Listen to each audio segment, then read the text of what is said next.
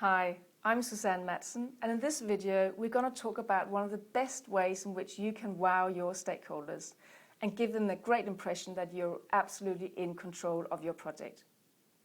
And one of the best opportunities to do so may be in the monthly steering committee meetings, sometimes referred to as the project board meetings.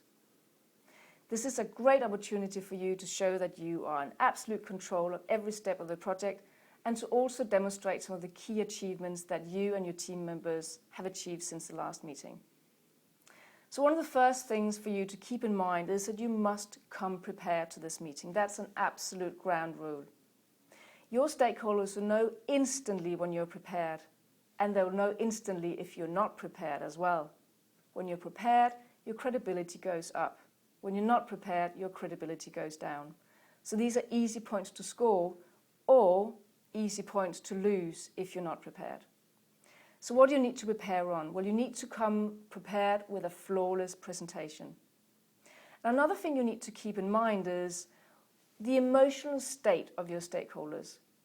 What are they likely to think before they enter the meeting? For instance, if you've had some big issues recently, and where would you like them to go and what would you like them to feel at the end of the meeting?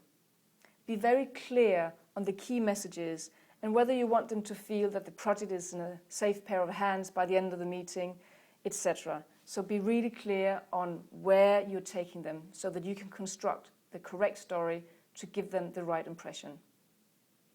Another thing for you to be prepared on are your numbers. Absolutely, you must know your key numbers.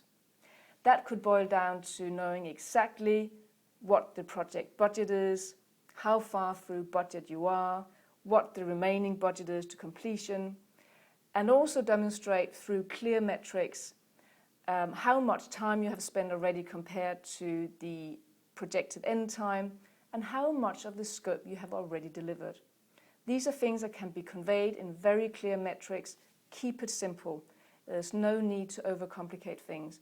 But your stakeholders, especially senior stakeholders and your sponsor, they really want to see these key numbers. So keep it on one slide.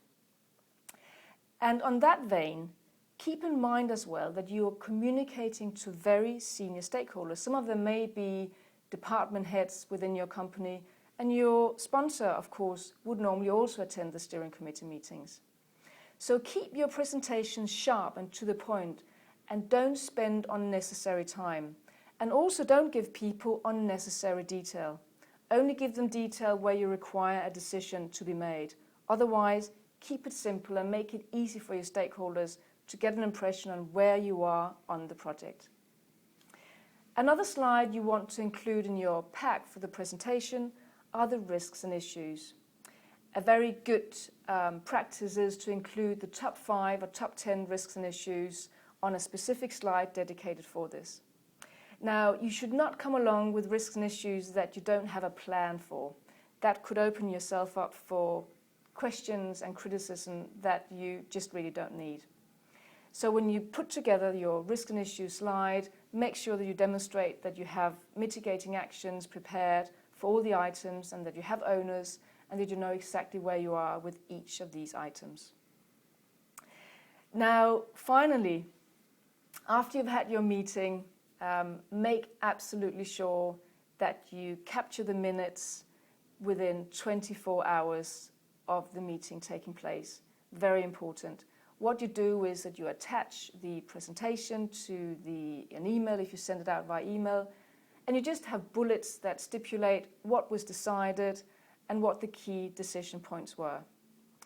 And a final thing for you to keep in mind when you do your presentation, always, always, always list and highlight the key achievements since last meeting. That's probably one of the more important things. And don't be afraid to highlight good things that your team has done as well. This is actually one of the main reasons for keeping the meeting in the first place. And in doing so, don't just list what you achieved since last meeting in terms of outputs. Also highlight the benefits. Always focus on the benefits. You may have delivered a certain module, but what was the benefit to the end users of this? Demonstrate that you understand and that you see things from your users and from your client's point of view. So up you go. Looking forward to your next steering committee meeting, I'm sure. If you would like a template for how to conduct a steering committee meeting, then you can download a free template on my website, www.susannemadsen.com, and by registering to get access to the resources page.